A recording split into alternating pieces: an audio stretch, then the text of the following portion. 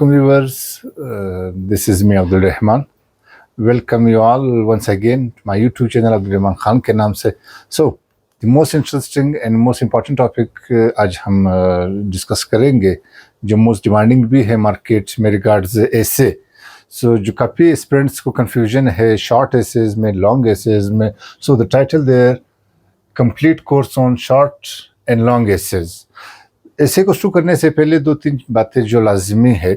Most probably students, ज़ाहिर बात है, आपने 18 साल 20 साल जो एक एकेडमिक करियर में जो वेस्ट किया, that is while studying zoology, botany, जो अदर साइंस सब्जेक्ट्स है, आपने उसमें टाइम इन्वेस्ट किया है. सो अब जब आप ऐसे के बारे में सुनते हैं सो ऑब्वियसली एक फोबिया यू फील, यार मैं इसको कहाँ से कैसे सीख लूँगा.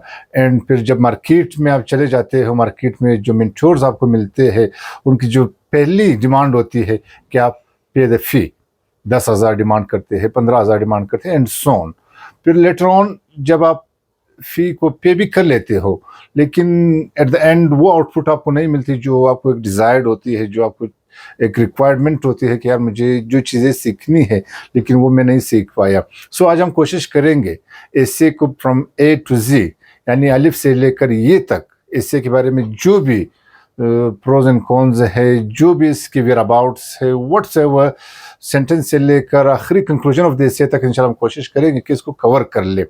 अच्छा, अब जो यहाँ पर जो एक स्टूडेंट्स को कंफ्यूजन आती है शॉर्ट एसेज में, ख़ास करके बीपीएससी के, बलूचिस्तान पब्लिक सर्विस कमीशन या केपी या पंजाब या सिंध के जो पब्लिक सर्विस कमीशन है, उसमें जो स्टूडेंट्स या एस्पिरेंट्स को जो कन्फ्यूजन होती है शॉर्ट एसेज में, मैक्सिमम जो 300 से 500 वर्ड्स के दरमियान जो एसेज होती है उनमें उनको ज़्यादा कन्फ्यूजन होती है कि how to write it. Secondly, जो यहाँ पर अभी एक exam about to be conducted by BPSC June या इंशाल्लाह नेक्स्ट मंथ में, द हेडमास्टर और असिस्टेंट डायरेक्टर के पोस्ट के हवाले से, तो इसमें भी आपका जो सिलेबस है दैट इज़ शॉर्ट एसेज. तो उसके हवाले से ये एसे आपके लिए बहुत इंपॉर्टेंट है. तो आपने करना क्या है, काइंडली इस वीडियो जो मैक्सिमम मैं कोशिश करूँ कि इसको 2-3 आवर्स में कवर कर लो, जिसमें हम सीख लेंगे कि सेंटेंस का रोल क्या है इससे, या पैराग्राफ राइटिंग में पैराग्राफ क्या है, पैराग्राफ को लिखते किस तरह है, पैराग्राफ में क्या चीज़ें अवॉइड करनी चाहिए और कौन सी चीज़ें अवॉइड नहीं करनी चाहिए. सेकेंडली फिर लेटर हम लोग आ जाते हैं एसे के स्ट्रक्चर के बारे में. कंप्लीट एसे को इंशाल्लाह हम लोग कवर कर लेंगे. So this video is for you. आपने एंड तक काइंडली जस्ट ट्वाइस देख ले, इस वीडियो को वॉच कर ले. आई am sure and I guarantee कि आपको ऐसे का जो फोबिया है, ऐसे का जो एक खौफ है कि या तो आप यूट्यूब से नहीं सीख सकते या आप ऑनलाइन किसी सोर्स से नहीं सीख सकते, and you have to visit या मतलब अटेंड कोई फिजिकल क्लास. सो इंशाल्लाह वो चीज़ आज हम लोग ब्रेक आउट कर लेंगे. वीडियो से भी आप सीख सकते हैं, यूट्यूब से आप सीख सकते हैं, किसी भी ऑनलाइन सोर्स से आप सीख सकते हैं घर बैठे. सो दिस 3 आवर्स वीडियो इंशाल्लाह very valid and very crucial for you. अच्छा, अब देखते हैं जैसे टाइटल के complete course on short essay and long essays हम लोग इंशाल्लाह कवर कर लेंगे और आल को सर. सो जैसे आपको पता है कि ज़ाहिर बात है, जब हम लोग एक सेंटेंस लिखते हैं या एक वर्ड लिखते हैं, उसमें फर्स्ट एंड फॉरमोस्ट होता क्या है, एक अल्फ़ाबेट है ABC. इसी अल्फ़ाबेट से हम लोग बना लेते हैं एक वर्ड. अब वर्ड इटसेल्फ हम लोगों ने क्या अल्फ़ाबेट से बनाया. सेकेंडली, जब आप वर्ड्स को बना लेते हैं दैट इज़ सेंटेंस. वर्ड्स से, अल्फ़ाबेट से हम लोग सेंटेंस बनाते हैं, सेंटेंसेस हम लोग पैराग्राफ बना लेते हैं. अच्छा, अब यहाँ पर देखते हैं बेसिकली ऑब्वियसली आपने पढ़ा होगा कि सेंटेंस क्या है या सेंटेंस के टाइप्स क्या है. अब यहाँ पर मैं सिर्फ आपको इतने वो चीज़ रियलाइज़ करवाऊँगा कि पैराग्राफ में या एसे में जब आप सेंटेंस लिखते हो, what sort of sentence you should write, और जो सेंटेंस आप लिखते हो आपको इतना रियलाइज एहसास होना चाहिए, पता होना चाहिए कि जो सेंटेंस मैंने लिखा है either that is up to the mark या नहीं. अच्छा, अब जैसे बेसिकली 3 टाइप्स ऑफ सेंटेंसेस, अगर अच्छा उसको हम लोग देख लेंगे, मैं उसके बारे में नहीं पढ़ाऊंगा कि मतलब ये क्या है, किस तरह है. पैराग्राफ से रिलेटेड, एसे से रिलेटेड इसका रोल क्या है, मैं वो आपको समझाने की कोशिश कर लूँगा. फर्दर आज तो आप यहाँ से इंशाल्लाह ऐसे सीख लेंगे. Just twice revise the video. I guarantee कि आप लोग कंप्लीट जो भी क्वेरीज होंगे वो मैं कोशिश करूँगा कि सॉर्ट आउट कर लो. जो सेकेंड पार्ट है ग्रामर, अगर आपको कंफ्यूजन है ग्रामर में, so just 5 days 10 days spare करके ग्रामर रिवाइज कर ले. सो इंशाल्लाह जो भी कंफ्यूजन होगी आपको दूर हो जाएगी. अच्छा, अब यहाँ पर आ जाते हैं हम लोग सिंपल सेंटेंस. ऑब्वियसली आपने पढ़ा होगा सर एकेडमीज में, अपने एजुकेशनल करियर में. अब यहाँ पर हम लोग देख लेंगे कि सिंपल सेंटेंस इन एन एसे ऐसे में सिंपल सेंटेंस का रोल क्या है या व्हाट इट रिफ्लेक्ट्स। अब मैंने एक जुमला लिखा है यहाँ पर, रीडिंग इज इंपॉर्टेंट। अब ये एक सिंपल सेंटेंस है, मैंने लिख लिया है, लेकिन इसको लिबरेट कर लेंगे कि what does it mean, reading is important. अच्छा, यहाँ पर देख ले, this is a straight forward statement of the main idea, useful for introducing a topic. तो कोशिश करिए आपने सिंपल सेंटेंसेस इस्तेमाल करने हैं। सिंपल सेंटेंस का रोल क्या होएगा, ये एक स्ट्रेट फॉरवर्ड स्टेटमेंट है विच इंट्रोड्यूसेस योर मेन आइडिया। अब आ जाते हैं इसी तरह कंपाउंड सेंटेंस इन एन एसे। यहां पर सिंपल सेंटेंस को मैंने उठा लिया, reading improves vocabulary and it also enhances critical thinking. अब कंपाउंड सेंटेंस में क्या होता है, दो इंडिपेंडेंट क्लासेस हमारे पास होते हैं, ज्वाइंड बाय या कंबाइंड बाय कंजक्शन। जैसे यहाँ पर बीच में एंड हम लोगों ने लिखा है। So reading improves vocabulary and it also enhances. अच्छा, जब reading improves your vocabulary, what else it aids? It also enhances critical thinking. अब यहाँ पर इसका क्या बता रहा है explanation में, this sentence links two related ideas about reading, showing its benefits. ठीक है। सो आपने करना क्या है, जब भी आप पैराग्राफ लिखते हो, एसे लिखते हो, जो दो रिलेटेड आइडियाज़ होते हैं उनको जब आप ज्वाइन कर लेते हो, उसमें यूनिटी लाते हो, उसमें एक कोहेरेंस लाते हो, तो कोशिश करें try to take help of compound sentences. Compound sentences क्या करते हैं, जो दो रिलेटेड आइडियाज़ है सर, उसको कंबाइन कर लेते हैं। इसी तरह हम लोग आ जाता है कम्प्लेक्स सेंटेंस इन एन एसे। अब इसका क्या रोल है, कम्प्लेक्स सेंटेंस क्या करते हैं सर। अब ये कम्प्लेक्स सेंटेंस मैंने लिखा है, although reading takes time, अब ये एक डिपेंडेंट क्लास है, it offers a wealth of knowledge that can improve both personal and professional skills.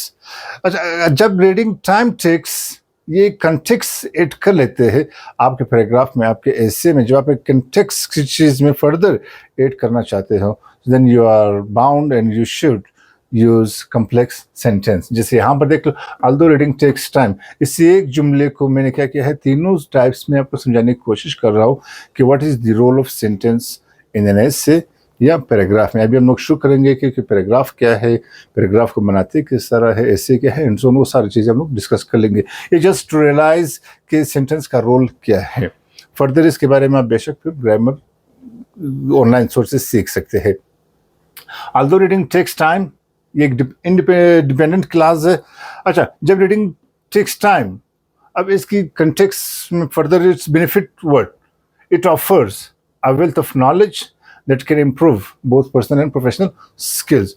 So this are just a simple clue के the role of simple sentences, compound sentences and complex sentences. अब हम आ जाते हैं, जो हमारा main topic शुरू होगा वो पैराग्राफ से शुरू होगा कि पैराग्राफ क्या है, एंड पैराग्राफ के बाद फिर हम लोग एसे पे आएंगे। फिर एसे में हम डिस्कस करेंगे टाइप्स ऑफ एसे, और एग्जाम में आपने किस टाइप ऑफ एसे को लिखना है, किस टाइप को अवॉइड करना है, किस टाइप ऑफ एसे में आपको एक एज मिलेगा फ्लुएंटली लिखने का, और किस टाइप ऑफ एसे में एज नहीं मिलेगा फ्लुएंट लिखने का। सो सारे इंशाल्लाह हम डिटेल्स डिस्कस कर लेंगे।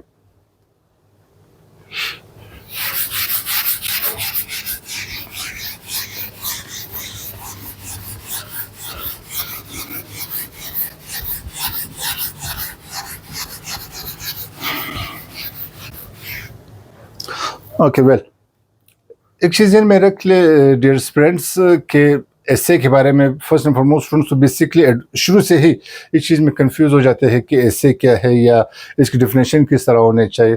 सिंपली एक बात याद रख ले कि essay is not a subject to be taught. ये सब्जेक्ट नहीं है कि बंदा किसी को पढ़ाए या पढ़ाया जाए, it's a skill. Over time आप जितना प्रैक्टिस कर लेंगे, इस स्किल पे आप ग्रिप हासिल कर लेंगे। तो एक चीज़ में रख ले कि it's a skill not a subject. Secondly, इससे क्या है हमारे पास, expressions of one's thought.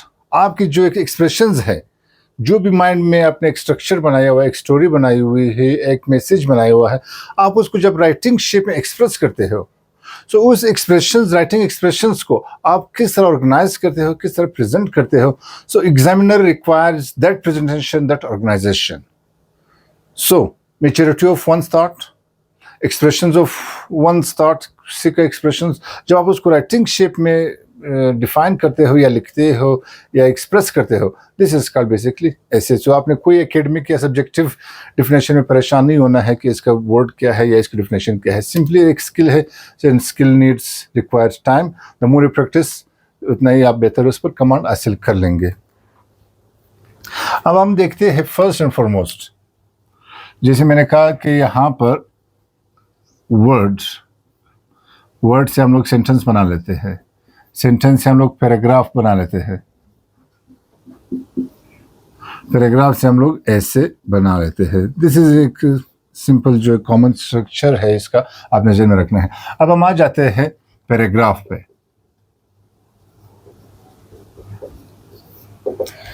Paragraph क्या है, इसका रोल क्या है, इसका लेंथ कितना होना चाहिए या वर्ड्स कितने होने चाहिए पैराग्राफ में, और इसका जो इम्पोर्टेंस है ऐसे में वो क्या है। अच्छा, in very simple words I am trying कि आप मेक यू अंडरस्टैंड कि पैराग्राफ क्या है और उसमें लिखते किस तरह है, इसका स्ट्रक्चर क्या है। डियर स्टूडेंट्स, आपने देखना यहाँ पर है सिंपली कि क्या है, means series of sentences, series of sentences, ये पैराग्राफ है हमारे पास। This is called known as paragraph. अब मैं आप यहाँ पे एक सिंपल स्केच इसका ड्रा कर लेता हूँ आपको समझाने के लिए कि एग्जाम के पर्सपेक्टिव से आपने क्या चीज़ ज़हन में रखना है कि पैराग्राफ सर जब हम लोग लिखते हैं उसमें किन किन चीज़ों का ख्याल रखना चाहिए। अब यहाँ पर देख ले, या जैसे मैंने लिखा कि series of sentences known as is called paragraph. Paragraph में जिन बातों का आपने ख्याल रखना है, पैराग्राफ में किन बातों का आपने ख्याल रखना है। नंबर 1, पैराग्राफ में टॉपिक सेंटेंस होना चाहिए। नंबर 2, पैराग्राफ में यूनिटी होना चाहिए। नंबर 3, पैराग्राफ में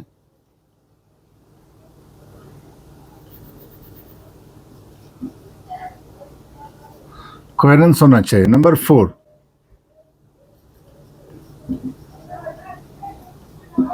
कंट्रोलिंग आइडिया होना चाहिए।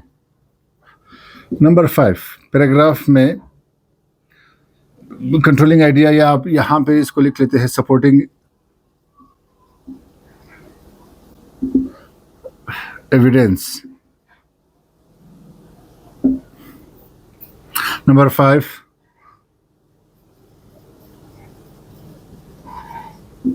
कंक्लूडिंग सेंटेंस होना चाहिए। अब इन्हीं 5 चीज़ों के यहाँ पर मैं स्केच के ज़रिए से आपको समझा लेता हूँ कि हम लोग जब लिखते हैं तो किस तरह इस चीज़ों का ख्याल रखना चाहिए। फर्स्ट एंड फॉरमोस्ट, जब आप पैराग्राफ का पहला लाइन स्टार्ट कर लेते हो, एटलीस्ट 1 इंच या 2 इंच आपने स्पेस लाजमी फर्स्ट लाइन का छोड़ना है। नंबर 1। नंबर 2, अब जब यहाँ से लेकर यहाँ तक, बेशक ये 1 लाइन हो या 1.5 लाइन हो, ठीक, जो आपकी अंडरस्टैंडिंग के लिए मैं, अब यहाँ पर ये क्या है, ये TS यानी टॉपिक सेंटेंस है आपके पैराग्राफ का। टॉपिक सेंटेंस क्या है, इसको आप सिंपल अल्फाज में ये भी कह सकते हो,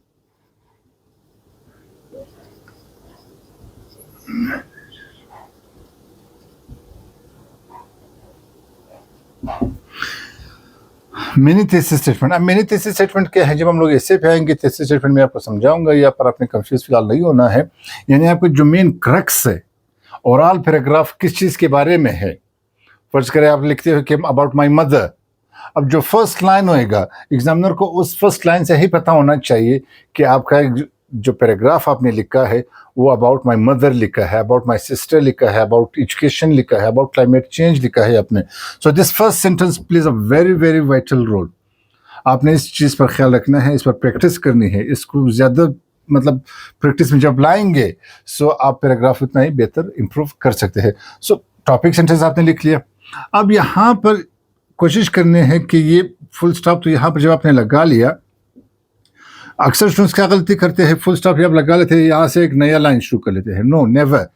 पैराग्राफ जब आप यहाँ से आपने स्टार्ट कर ली सो कंटिन्यू रहना है यहाँ तक, ये फुल स्टॉप आ गया। अब सेकंड क्वेश्चन आपका होएगा जहन में कि सर पैराग्राफ की लेंथ हम कितने रख ले। So through out the world paragraph की जो वर्ड्स लिमिट है या जो इसकी लेंथ है वो बिल्कुल स्पेसिफाइड या एग्जैक्ट से ऑथर ने नहीं लिखे कि इतना होना चाहिए. It depends on your idea.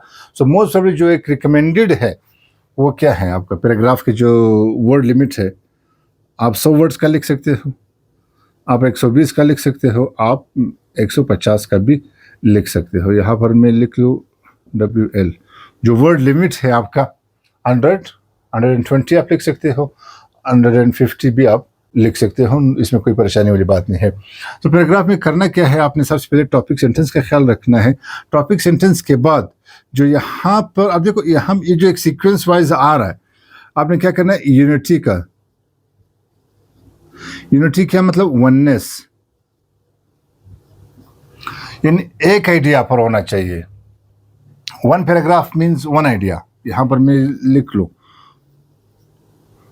One paragraph means one idea. P means paragraph. One paragraph one idea. एक पैराग्राफ में एक आइडिया होना चाहिए. अब इससे क्या मतलब है एक आइडिया, अगर आपका टॉपिक है अबाउट एजुकेशन या importance of education, importance of education है, सो आपका जो पूरा पैराग्राफ है वो इंपॉर्टेंस ऑफ एजुकेशन के बारे में ही होना चाहिए. आप एजुकेशन के साथ साथ क्लाइमेट चेंज इसमें मिक्सअप नहीं कर सकते हो कि क्लाइमेट चेंज भी ये है या ग्लोबल वार्मिंग आप इसमें या कोई और पॉलिटिक्स इररिलेवेंट चीज़ें आप इसमें ऐड कर ले. अगर आपने ऐड कर ली गलती से भी, यू आर आउट. इसमें फिर कोई रिव्यू चांस नहीं है. कोई वो जैसे क्रिकेट में होता है ना, एक रिव्यू ले लेते हैं अंपायर, जो प्लेयर को एक चांस में, नो सॉरी. अगर गलती से भी आपने other idea, irrelevant idea add कर ली, it means you are out. आपने ग्राउंड से निकल जाना है. So unity means oneness. एक ही आइडिया होना चाहिए. अगर इंपॉर्टेंस ऑफ एजुकेशन है तो आपका पूरा पैराग्राफ इंपॉर्टेंस ऑफ एजुकेशन पर ही मतलब हम क्या बोलते हैं, मुश्तमिल होना चाहिए. अच्छा, इस पूरे इंपॉर्टेंस ऑफ एजुकेशन को वन लाइन में जब आप डिफाइन करते हो, वन लाइन में जब आप इसको एक्सप्रेस करते हो, वन लाइन में जब आप इसको लिखते हैं, उसको कहते हैं हम लोग टॉपिक सेंटेंस. सो टॉपिक सेंटेंस से ही एग्जामिनर गेट्स द आइडिया कि आपका paragraph is about importance of education. Unity के बाद आ जाते हैं हम लोग, जो नेक्स्ट पॉइंट है that is coherence. Later on ऐसे में भी हम लोग इसको इन डिटेल डिस्कस कर लेंगे. कोहेरेंस भी लाजमी होनी चाहिए. अब कोहेरेंस क्या है, it means logical order. Logical order का क्या मतलब है, मैं आपको आसान अल्फाज में समझा लेता हूँ. जब आप पैराग्राफ शुरू कर लेते हो, इंपॉर्टेंस ऑफ एजुकेशन के बारे में या रोल ऑफ यूथ या यूथ एम्पावरमेंट के बारे में आप लिखते हो, ठीक है. सो आपने टॉपिक सेंटेंस लिख लिया, ये फर्स्ट टॉपिक सेंटेंस तो आपने लिख लिया. वेल, अब जब आप दिखते हो, आपके पास 3-4 चीज़ें जो ऑर्डर वाइज है, एक लॉजिकल ऑर्डर के वाइज, जैसे आपने सुना होगा या पढ़ा होगा, firstly, secondly, thirdly and so on. So this is what it shows you the chronological order. Time wise हो, इवेंट वाइज हो, इंसिडेंट वाइज हो. सो इन चीज़ों का आपने तरतीब वाइज लिखना है. इसका मैं एक आसान सिंपल सा मिसाल दे देता हूँ समझाने के लिए कि कोहेरेंस को आपने किस तरह पैराग्राफ में मेंटेन करना है. अब एक पैराग्राफ आप लिखते हो, इंडिपेंडेंस ऑफ पाकिस्तान. पाकिस्तान जब आज़ाद हुआ, सो इंडिपेंडेंस ऑफ पाकिस्तान 1947 पर आप लिखते हो पैराग्राफ. अच्छा, अब इस पर करते क्या हो, पाकिस्तान के बारे में एक पैराग्राफ आप लिखते हो कि right about a paragraph on Pakistan. आप लिखते हो कि सिंस इंसेप्शन ऑफ पाकिस्तान, जब से पाकिस्तान अर्ज़ वजूद में आया है, सो पाकिस्तान इज फेसिंग मतलब सेवरल चैलेंजेस या कन्फ्रंट्स का सामना उनको है. अच्छा जी, अब इंडिपेंडेंस के बाद 1947 का फिगर आपने लिख लिया कि पाकिस्तान आज़ाद हुआ, यानी गॉट इंडिपेंडेंस इन 1947. उसके बाद आप लिख लेते हो डायरेक्ट, आपका सेकंड जुमला या थर्ड जुमला आ जाता है कि सर पाकिस्तान ने 1965 वॉर भी लड़ी. पाकिस्तान ने 1965 वॉर लड़ी. चलो फाइन. उसके बाद आप नेक्स्ट लिखते हो, एक जुमला लिख लेते हो कि sir Pakistan became a nuclear power in 1998. ठीक है, यह पाकिस्तान के बारे में लिख रहे होते हो.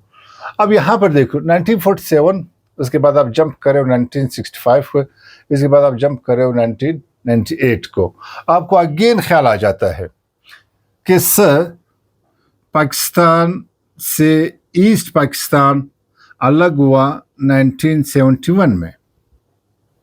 जो एक मतलब सेड वो है कि अब 98 के बाद आप क्या लिखते हो कि 1971 में ईस्ट पाकिस्तान से अलग हुआ। 1971 के बाद आप आगे लिखते हो कि सर पाकिस्तान एक इस्लामिक रिपब्लिक बना 1956 में। अब 1956 के बाद आप आगे आ जाते हैं कि सर पाकिस्तान में जो एक कैटास्ट्रॉफिक अर्थक्वेक आया 2005 में। 2005 के बाद आप आगे मतलब इस तरह सीक्वेंस वाइज आपकी वो एक राइटिंग नहीं है। आप एक बार डेट लिख लेते हो 1947 में ये हुआ सर, 65 में ये हुआ, फिर आप कहते हो कि सर नहीं 1971 में भी एक इंसिडेंट हुआ, सो जंप कर रहे हो। This is what violation of coherence. Coherence में होता क्या है कि आपने एक क्रोनोलॉजिकल ऑर्डर, चाहे वो टाइम वाइज हो, चाहे वो ईयर वाइज हो, चाहे वो एज वाइज हो, चाहे वो इंसिडेंट वाइज हो, चाहे वो सीनियरिटी वाइज हो, जैसे क्लास में ग्रेड्स होते हैं ABCD एंड सो ऑन। आपने यहाँ पर भी 1947, 1965, फिर 71 आना है, फिर यहाँ पर 1956 आना है, 97, 98 एंड 2005 आना है। So keeping this chronological order, this year order is known as coherence in your essay. आप जो भी लिखते हो, जब आप किसी भी कॉलम पे पढ़ते हो, जब वो एक इवेंट या एक इंसिडेंट के बारे में बता रहे होते हैं, वो ये नहीं कहते कि 2005 में ये हुआ, फिर 2025 के बारे में बता जाए, अगेन जंप कर 2008, नहीं। वो जब शुरू कर लेते हैं कॉलम में, वो जब एक इंसिडेंट को रिपोर्ट कर रहे होते हैं, सो 2005 से लेकर एंड सो टिल 2025 तक वो उसको रिलेट कर लेते हैं। सो दिस इज़ व्हाट कोहेरेंस जो पैराग्राफ में लाजमी होनी चाहिए। अब मैं आपको एट द एंड फिर दिखाऊंगा पैराग्राफ्स कि कोहेरेंट पैराग्राफ्स किस तरह होते हैं, यूनिटी वाले पैराग्राफ्स किस तरह होते हैं, एंड विदाउट कोहेरेंस हमारे पैराग्राफ किस तरह होते हैं। अच्छा जी, इसके बाद आ जाता है आपके यहाँ पर कंट्रोलिंग आइडिया, यानी जो टॉपिक सेंटेंस आपने लिखा, अब इसके आगे जो सपोर्टिंग सेंटेंसेस हैं वो क्या होने चाहिए, वो मस्ट सपोर्ट कर ले आपके टॉपिक सेंटेंस को। ये ना हो कि टॉपिक सेंटेंस कुछ हो और कंट्रोलिंग आइडियाज इसके बरअक्स जा रहे हो। टॉपिक सेंटेंस आपने लिखा, अब उसको सपोर्ट भी तो चाहिए, उसको डिफेंस भी तो चाहिए। आप उसको डिफेंस कर ले अपने स्टांस को। यहाँ पर आपने जो भी स्टांस लिया है, इधर वो मिथ हो या रियलिटी हो, तो उस मिथ या रियलिटी स्टांस को डिफेंस करने के लिए, उसको फैक्ट्स एंड फिगर्स के साथ प्रूफ करने के लिए आपको क्या चाहिए, कंट्रोलिंग आइडिया चाहिए, ताकि आपके टॉपिक सेंटेंस को वो डिफेंस कर ले, ताकि आपके टॉपिक सेंटेंस को वो कवर अप कर ले। सपोर्टिंग एविडेंस चाहिए with the help of facts and figures. अब मैं समझाऊंगा कि इसमें कंट्रोलिंग आइडियाज किस तरह होते हैं, इसके बाद हम लोग लिख लेते हैं इसको। अच्छा, कंक्लूडिंग सेंटेंस आपका होना चाहिए। कंक्लूडिंग सेंटेंस क्या है सर? जो भी टॉपिक सेंटेंस आपने लिखा है, यहाँ पर आपका CS होना चाहिए, यानी कंक्लूडिंग सेंटेंस। आसान अल्फाज में यहाँ पर आपका जो भी स्टेटमेंट था, यहाँ पर आपका जो भी स्टांस था, उसी स्टांस को यहाँ पर आपने लिखना है, उस but with different जॉर्गन्स।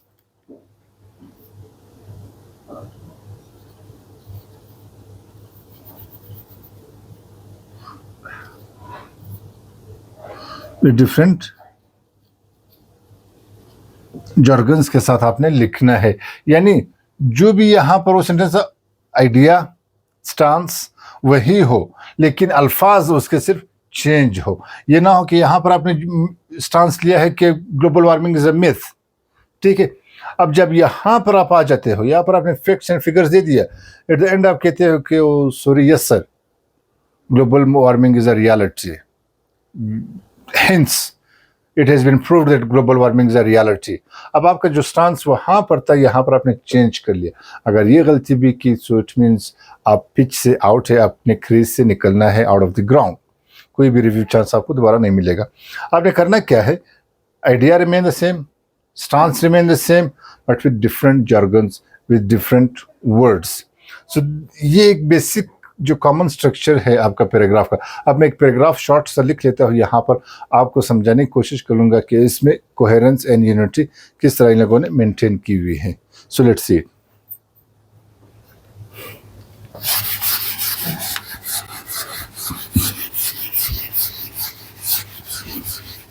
Dear students, अब यहाँ पर हम लोग देखते हैं कि जो बेसिकली व्हाट एसे जैसे शुरू में मैंने बताया था कि एसे के बारे में later on we will discuss.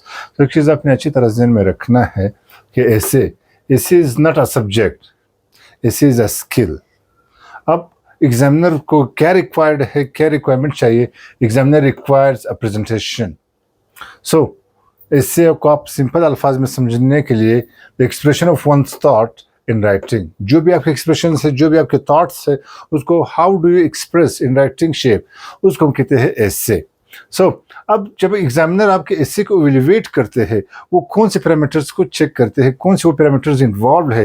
जैसे पैराग्राफ में हम लोगों ने पढ़ा था जो मेन 4-5 पैरामीटर्स है। सिमिलरली है एक अच्छे एसे के लिए, गुड एसे के लिए, जब आप सीएसएस का क्वेश्चन पेपर उठा के देख ले एसे का, वहाँ पर भी एग्जामिनर ने इंस्ट्रक्शंस क्लियरली दिए हुए कि गुड एसे के लिए क्या क्या आपने पेपर में अटेम्प्ट करना है। सो सिमिलरली यहाँ पर इस ग्रेडिंग क्राइटेरिया को आपने अच्छी तरह ज़हन नशीन रखना है, अच्छी तरह माइंड में रखना है कि what are the grading criteria या parameters for a good essay. Number 1, your essay will be evaluated based on number 1 content. What does it mean content? Relevance. वो रिलेवेंट कितना है। जैसे पैराग्राफ में मैंने बताया था कि remain to the topic. Paragraph अगर आपका है इंपॉर्टेंस ऑफ को एजुकेशन या challenges of education in Balochistan, तो आपने रिलेवेंट टू द टॉपिक रहना है। ये नहीं कि करप्शन भी ऐड कर ली, ग्लोबल वार्मिंग भी ऐड कर ली, क्लाइमेट चेंज भी उस एजुकेशन के इश्यू पर आपने ऐड कर लिया। कंटेंट आपका स्ट्रॉन्ग होना चाहिए, कंटेंट आपका अच्छा होना चाहिए। कंटेंट से मुराद क्या है?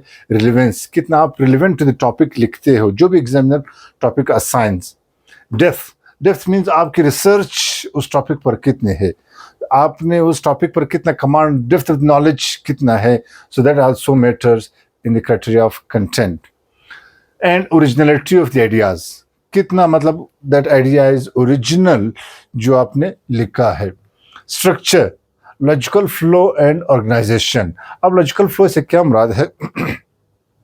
फर्ज करें एक टॉपिक है, आप लिखते हैं उस पर कि political instability and its impact on growth of economy of Pakistan.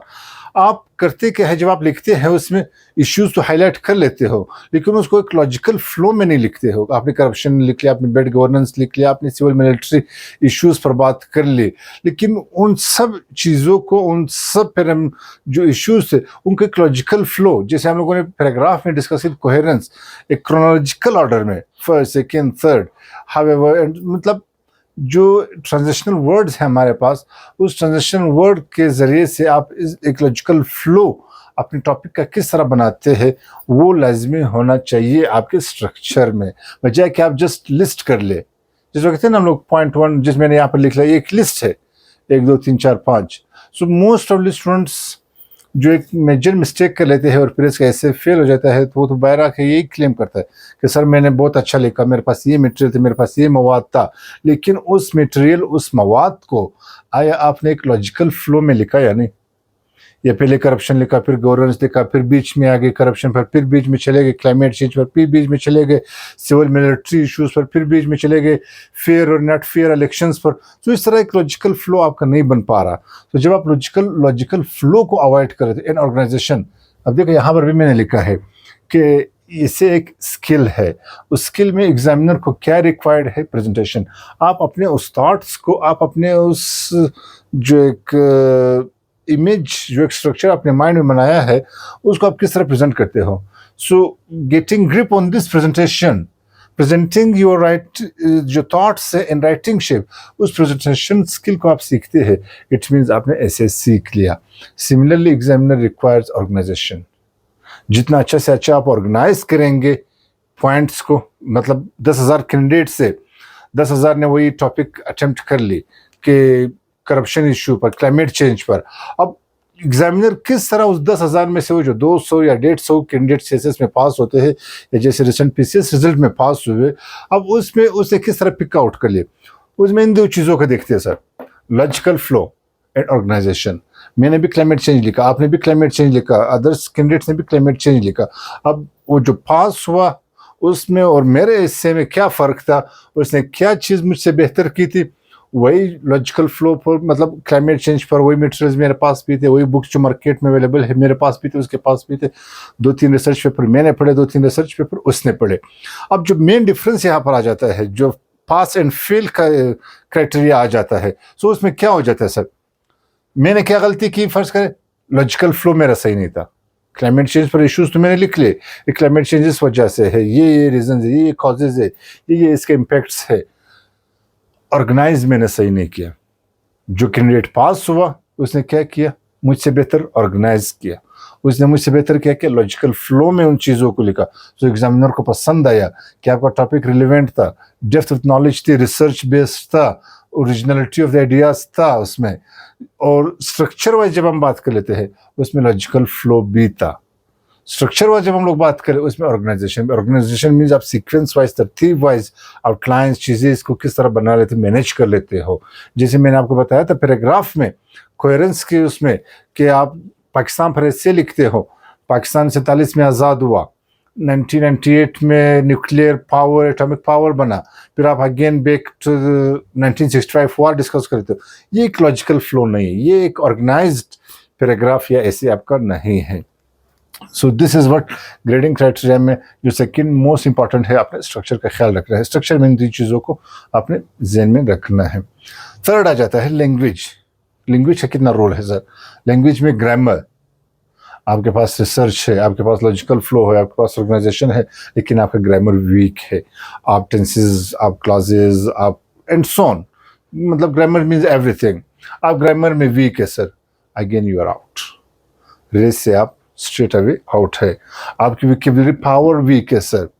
Vocabulary power से आई डोंट मीन कि आपने टफ विकेबलरीज इस्तेमाल करने हैं, और विकेबलरी पावर से आई डोंट मीन कि इम्प्रेस द एग्जामिनर कि how much command you have on GRA words and so on. नहीं, आपके पास जो एक बेसिक रिक्वायरमेंट ऑफ विकेबलरीज है वो वीक है, या जो एक रिलेवेंट विकेबलरीज आपने इस्तेमाल करने हैं वो आपका वीक है। And clarity of ideas, clarity of logical flow, clarity of organisation आपका नहीं, आप चीज़ों को मिक्सअप कर रहे हो। अपना जो स्टांस है, मतलब मैं समझता हूँ कि यार global warming is a myth, reality, क्या ये एक मिथ है या रियलिटी है? आपने स्टांस ली है, आपने ये मतलब स्टांस लिया है कि sir global warming is a myth, लेकिन अब उस जो आपका स्टांस है आपने उसको डिफेंस करना है, आपने एग्जामिनर को कन्विंस करना है कि yes it is a myth, लेकिन इन बिटवीन दरमियान में बॉडी ऑफ द एसे में आप चीज़ों को मिक्सअप कर रहे हो। So this is what clarity आप नहीं ला पा रहे हो, it means you are out. अच्छा जी, लास्ट क्या है? प्रेजेंटेशन अगेन आ जाती है जिस ऑर्गेनाइजेशन। प्रेजेंटेशन में क्या है? नीटनेस, कितना आप अच्छा नीट लिखेंगे sir, and adherence to word limit. Word limit का भी आपने ख्याल रखना है। एग्जामिनर आपसे शॉर्ट एसेज में पूछते हैं कि 400 से 500 के दरमियान आपको होना चाहिए, 450 वर्ड्स होने चाहिए। आप जब शुरू कर लेते हो, एट द एंड जब पेज कंक्लूड करते हो, आप देखते हो कि आपने 700 वर्ड्स लिखे हैं, आपने 800 वर्ड लिखे हैं। मेजॉरिटी ऑफ स्टूडेंट्स को जब मैं देखता हूँ, जब उनसे पूछता हूँ कि how was your essay question, कहते सर मुझे तो पता ही नहीं चला, जब मैंने पेजेस पीछे से देखे वो तो मैंने मतलब 700 वर्ड्स लिखे। तो ऑब्वियसली जब आप वर्ड लिमिट को क्रॉस कर लेते हो, not 20 words, not 30 words, not 50 words, आप हंड्रेड्स में चले जाते हो, so obviously then you are out. अपने ऑर्गेनाइज चीज़ों को नहीं किया, अपने वो जो थॉट्स थे, अपने वो जो एक राइटिंग एक्सप्रेशंस था, उन और उस ऑर्गेनाइजेशन में आप फेल हो गए। सो ऑब्वियसली पास फिर वही होएगा जिसने इन चीज़ों को ऑर्गेनाइज किया। सो डियर फ्रेंड्स, आपने ग्रेडिंग क्राइटेरिया में इन 4 चीज़ों को लाजमी जहन में रखना है। जब भी आप कोई भी एसे लिखते हो, चाहे शॉर्ट एसे लिखते हो या लॉन्ग एसे लिखते हो, चाहे आप BPSC के लिए लिखते हो या CSS के लिए लिखते हो, any sort of exam, irrespective of any exam, आपने इन 4 पैरामीटर्स को अच्छी तरह जहन में रखना है। आपका कंटेंट सही होना चाहिए, आपका स्ट्रक्चर सही होना चाहिए, आपका लैंग्वेज पे थोड़ा बहुत कमांड एटलीस्ट कम अज़ कम होना चाहिए। अगर आपको कोई भी एक्सक्यूज़ हो, प्रेजेंटेशन आपका सही होना चाहिए। अब ये सब चीज़ें किस तरह लाएंगे हम लोग, इन सबको हम एसे में किस तरह फाइंड आउट कर लेंगे, सो अब वो लेटर ऑन हम लोग एसे एक फॉर्मेट जब मैं आपके सामने रखूँगा, सो यू विल गेट कि इसमें रिलेवेंस किस तरह होता है, लॉजिकल फ्लो किस तरह होता है। अच्छा जी, अब आ जाते हैं हम लोग, जब यहाँ पर हम डिस्कस करेंगे types of essay and structure of essay. So types of essay में हम लोग जो एसेस पढ़ेंगे अभी इस वीडियो लेक्चर में, एक्सपोजिटरी एसे, जो आपके मोस्ट ऑफली हर एग्जाम में आ जाता है। एक्सपोजिटरी यानी this is also known as issue based एसे।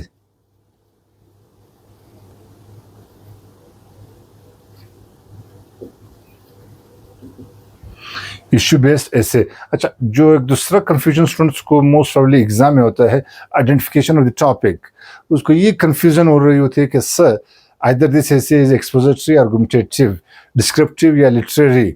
सो इन चीज़ों का हम लोग कोशिश करेंगे कि आज इसको क्लियर कर ले, इस कन्फ्यूजन को। एक्सपोजिटरी ऐसे पढ़ लेंगे, डिस्क्रिप्टिव ऐसे, आर्गुमेंटेटिव एंड लिटरेचर या लिटरेरी ऐसे हम लोग इसमें डिस्कस कर लेंगे। सो स्ट्रक्चर ऑफ ऐसे जो आपने अच्छी तरह ध्यान में रखना है कि स्ट्रक्चर ऑफ ऐसे में क्या होता है। थीसिस स्टेटमेंट होती है, outline, introduction, body of the ऐसे एंड कंक्लूजन। हम वन बाय वन हम लोग डिस्कस कर लेंगे, इस पर अच्छा खासा प्रैक्टिस कर लेंगे कि थीसिस स्टेटमेंट है क्या, किस तरह बनाते हैं, एक स्ट्रॉन्ग थीसिस स्टेटमेंट और एक वीक थीसिस स्टेटमेंट की फॉर्मेट किस तरह होती है वो मैं आपको समझाऊंगा। आउटलाइन क्या होता है और आउटलाइन हम लोग ऐसे में किस तरह बनाते हैं और स्टूडेंट्स आउटलाइन में कौन से मिस्टेक्स कर लेते हैं जिसकी वजह से उनका ऐसे फिर पास नहीं हो पाता। सो अब आ जाते हैं हम लोग इस पर टाइप्स ऑफ ऐसे में। इसको मैं कोशिश करूँगा कि एक टेबुलर फॉर्म में, एक कंपैरिजन के शेप में आपको समझा सकूं ताकि अच्छी तरह इमेज आपके ज़हन में बैठ सके फॉर अ लाइफ टाइम की एक्सपोजिटरी, आर्गुमेंटेटिव, डिस्क्रिप्टिव में जो एक मेजर पैरामीटर्स की डिफरेंस है, how would you keep it in mind for a long time.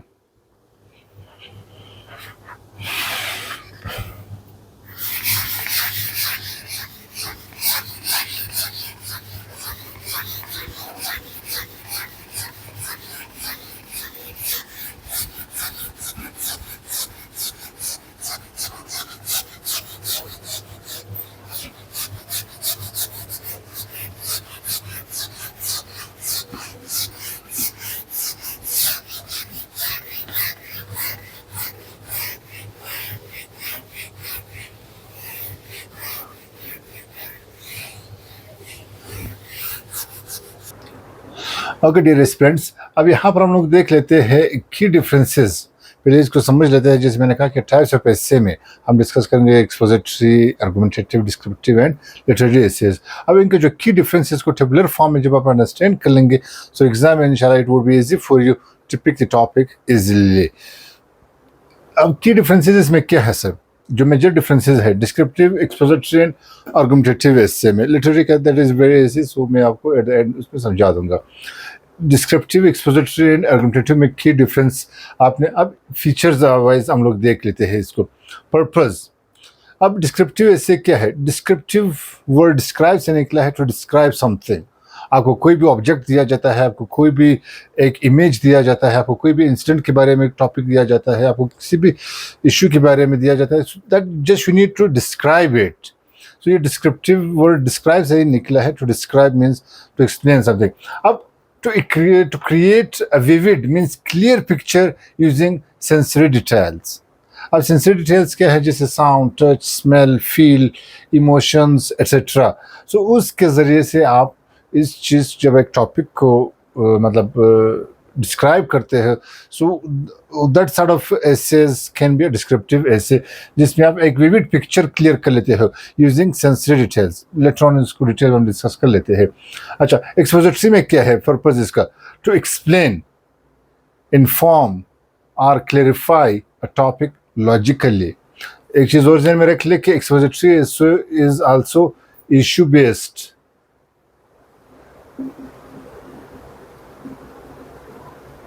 Issue-based essay. Issue-based essay means what? Like energy crisis, like global warming. ठीक है, these sort of essays are known as what? Expository यानी issue-based essay. अब आपने इसको करना क्या है? यहाँ पर इसमें और इसमें फ़र्क क्या है?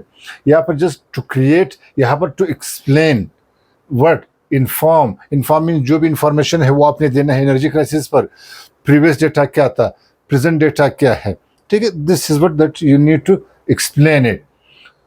और क्लेरिफाई अ टॉपिक लॉजिकली, मतलब एक चीज़ है जिसमें मतलब एक मिथ और रियलिटी कंफ्यूजन है, आपने उस चीज़ को क्लेरिफाई करना है।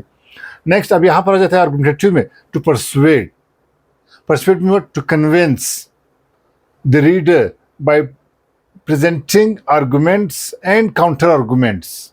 काउंटर आर्गुमेंट्स और आर्गुमेंट्स दोनों में के ज़रिए से आपने क्या करना है? परसुएड, कन्विंस करना है एग्जामिनर को।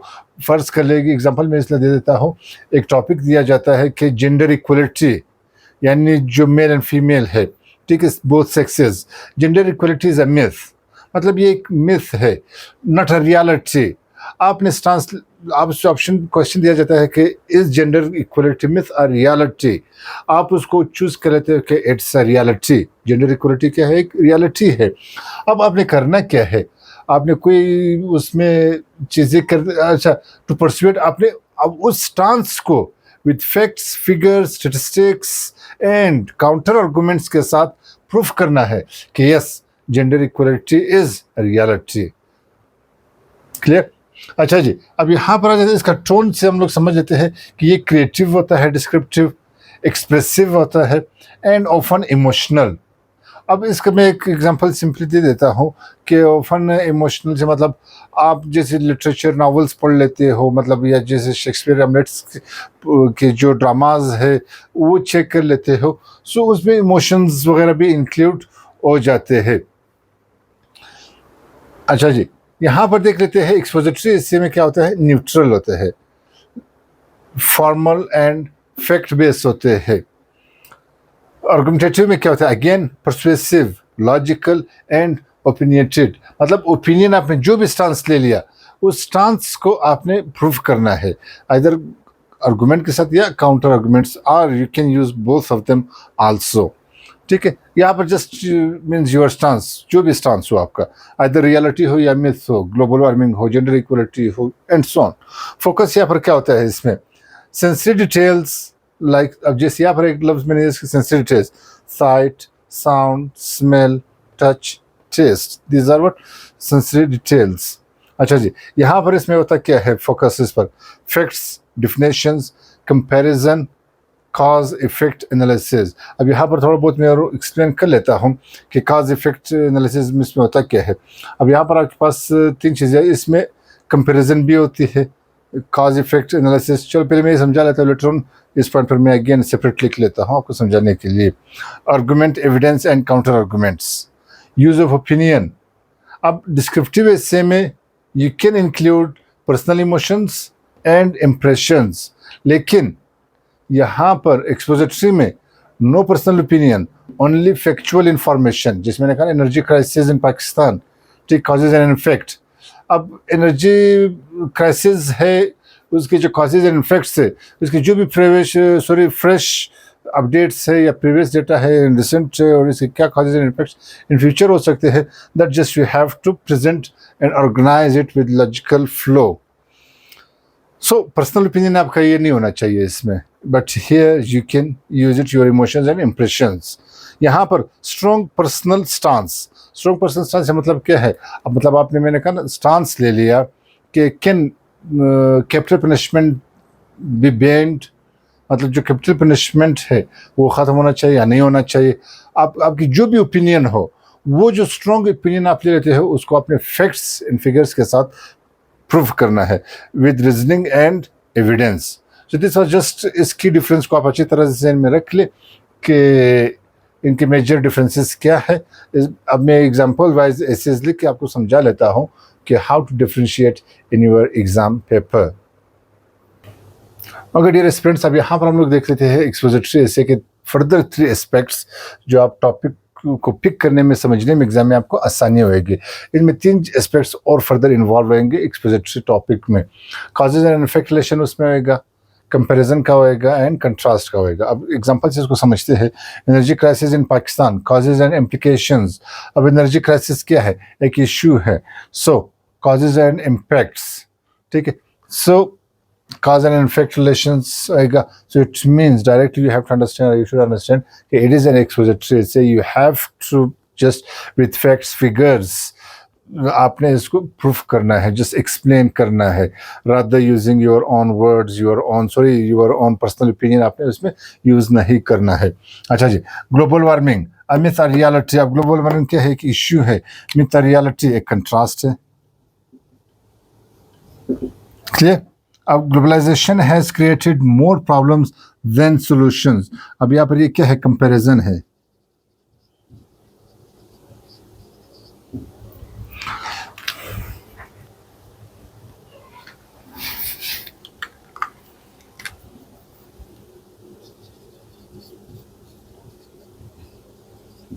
ये हमारे पास कंपैरिजन है।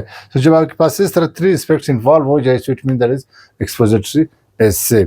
अच्छा, लिटरेरी एसे में होता क्या है? लिटरेसी एसे में just you are not allowed और यू आर नॉट मीन्स आपको कोई उसमें ये ऑप्शन नहीं दिया जाता कि आप इसमें अपना एक पर्सनल ओपिनियन यूज कर ले। लिटरेरी एसेज में सिंपली होता ये है कि वो जो एक लिटरेरी आपको टॉपिक दिया जाता है उसको एक्सप्लेन करना है, उसको further with references, with quotes, with further details आपने उसको बताना है। So I don't think so majority of students को मैं रिकमेंड नहीं करता हूँ कि go for literary essay. It's better either to attempt expository and argumentative essay जिसमें आपके पास ग्रिप होएगी। First and foremost expository essay पे चले जाए। इन केस एक्सपोजिटरी एसे पे आपको ऑप्शन नहीं मिलता या पेपर में नहीं आ जाता, देन पिक आर्गुमेंटेटिव एसे। आर्गुमेंटेटिव एसे में जस्ट इन दोनों में जो मेजर डिफरेंस है वो ये है कि ये लेस रिसर्च बेस्ड है एंड ये एक ब्रॉड कन्वेक्स में रिसर्च बेस्ड है। यहाँ पर इसमें ज़्यादा आपसे रिसर्च फैक्ट्स एंड फिगर्स देने पड़ते हैं। ज़ाहिर बात आपकी एक स्टांस होता है, उस स्टांस को आपने काउंटर आर्गुमेंट और आर्गुमेंट दोनों के साथ प्रूफ करना पड़ता है। बट और हियर एक्सपोजिटरी में no need to counter argument या आर्गुमेंट आपने देना होता है, just you need to do what to explain it. ठीक है, सो एक्सपोज करना है टॉपिक को। Expository means to expose it. So this was all about just types of essays. अब हम आ जाते हैं कि थीसिस स्टेटमेंट क्या होता है, थीसिस स्टेटमेंट को लिखते किस तरह है एंड आउटलाइन किस तरह लिखते हैं। Later on then body of the paragraphs and conclusion of the essay पर आ जाते हैं।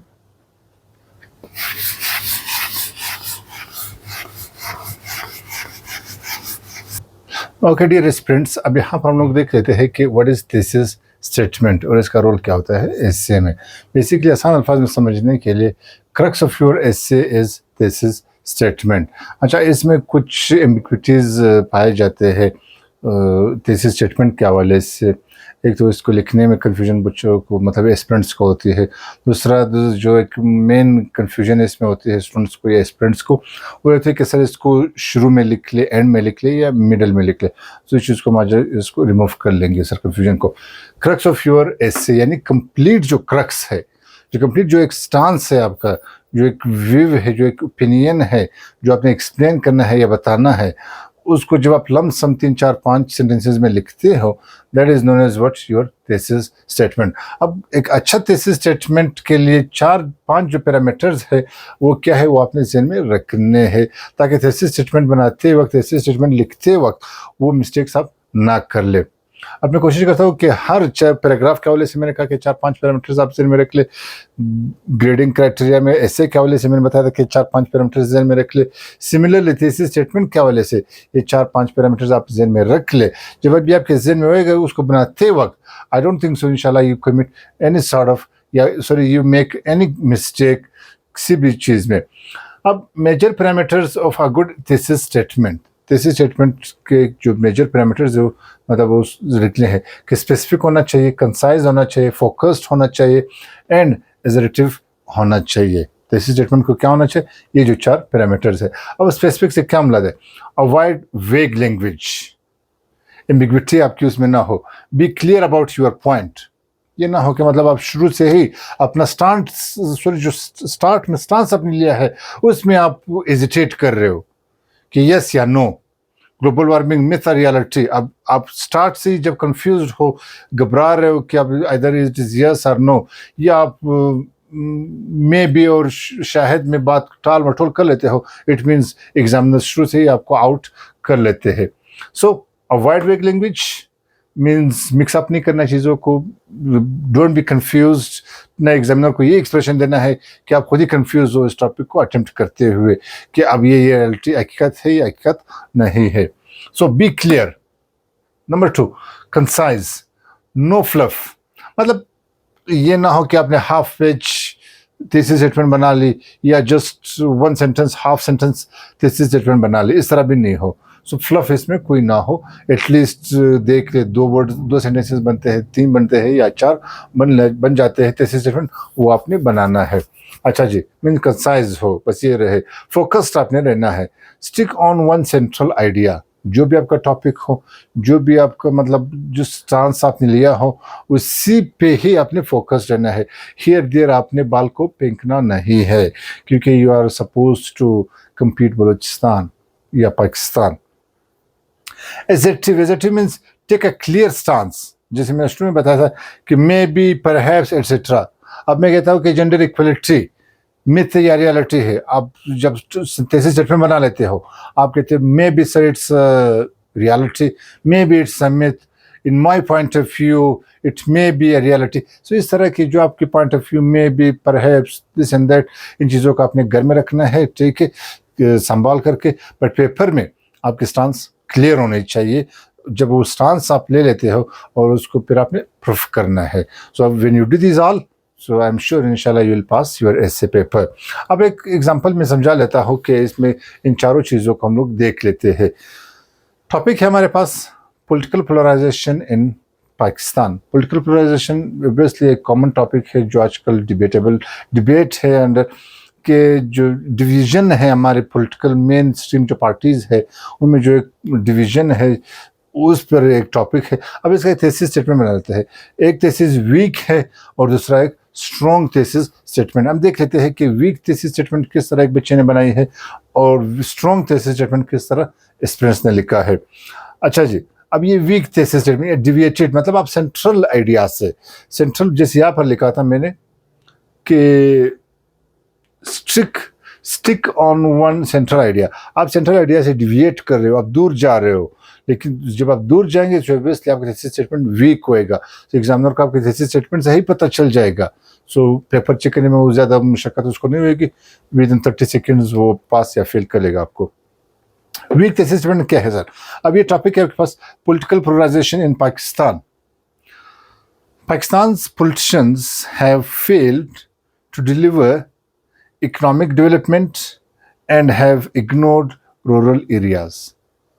अब अगर मेरे सामने ये पेपर बच्चा रख ले तो ऑब्वियसली मैं थीसिस स्टेटमेंट से ही इसका स्टेटमेंट, इसका स्टांस ही जब स्ट्रॉन्ग ना हो, वीक हो, डिविएटेड हो, तो फिर पेपर अंदर घुसने की मेरे लिए कोई ज़रूरत नहीं है। तो यहाँ से ही पेपर बच्चा क्या है, एग्ज़ाम से आउट है।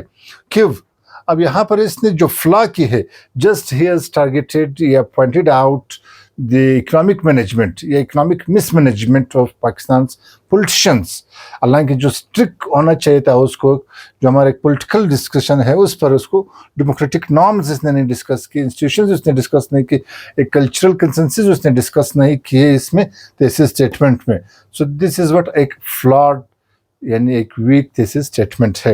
अब आ जाता है एक स्ट्रॉन्ग या करेक्ट थीसिस स्टेटमेंट क्या है।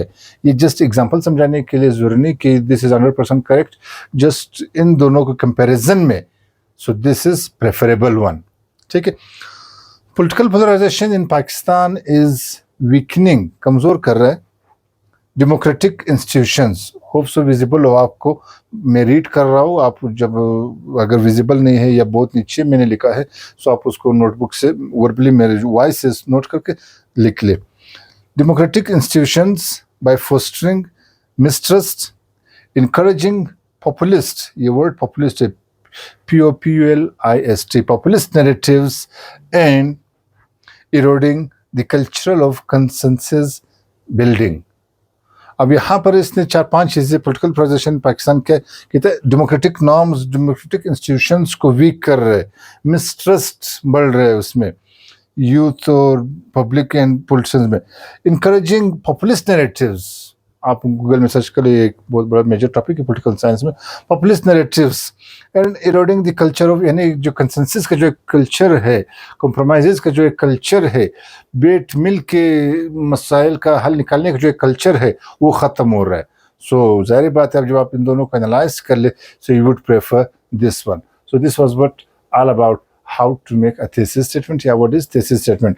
दूसरा चीज़ जो आपने ज़हन में रखना है, बेशक आप इसको कोशिश करें, प्रेफरेबल ये है आप जब आप एसे लिख लेते हो, मतलब इंट्रोडक्टरी पैराग्राफ आप लिख लेते हो, बेशक जनरल से स्टार्ट ले ले एंड स्पेसिफिक से स्पेसिफिक पर आ जाए। सो अब जनरल से क्या मराद है, 2-3 हुक सेंटेंसेस या आई कैचिंग सेंटेंसेस आपने लिख लिए, उसके बाद आप थीसिस स्टेटमेंट ड्रा कर ले और उसी को एलिब्रेट एक्सप्लेन करके एंड तक इंट्रोडक्टरी पैराग्राफ आप बना ले, बजाय कि आप कंफ्यूज रहे कि सर इसको मैं एंड में लिख लूँ, मिडिल में लिख लूँ या फुल शुरू में लिख लूँ। डजेंट मैटर, अगर आपका स्टांस स्ट्रॉन्ग है आप शुरू से ही लिख सकते हो, इसमें कोई एम्बिग्विटी या परेशानी वाली बात नहीं है। This was all about thesis statement. इसमें फिर भी अगेन अगर कोई कन्फ्यूजन या क्वेरी हो आप कमेंट में जाके मुझसे पूछ सकते हैं या मेरे व्हाट्सएप नंबर पर आप मुझसे कांटेक्ट करके अप्रोच कर सकते हैं। So welcome you always. ठीक है, अब हम यहाँ जाते हैं आउटलाइंस पर कि आउटलाइन क्या होते हैं, और उसी तरह हम देख लेंगे कि एक अच्छा आउटलाइन और वीक आउटलाइन क्या होता है, आउटलाइन में पैरेललिज्म क्या होता है, और स्टूडेंट्स एक वीक और स्ट्रॉन्ग आउटलाइन में क्या मिस्टेक पेपर के दौरान कर लेते हैं।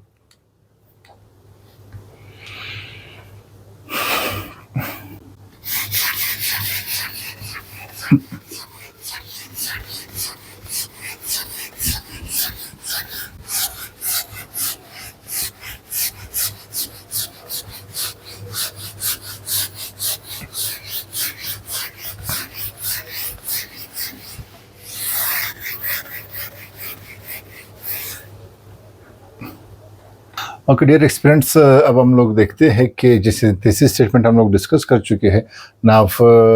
नेक्स्ट जो हमारा पॉइंट है या टॉपिक है दैट इज आउटलाइन। अब आउटलाइन को हम लोग डिस्कस कर लेते हैं कि what is outline. Outline basically a short plan of your एसे, मतलब एक एसे जो आप लिखते हो, जो एक स्टांस जो आपने लिया है उसको आप एक स्ट्रक्चर शेप में बना लेते हो, ताकि फिर आप मेन जो टॉपिक है या जो सेंट्रल आइडिया है उससे आप डिविएट ना हो।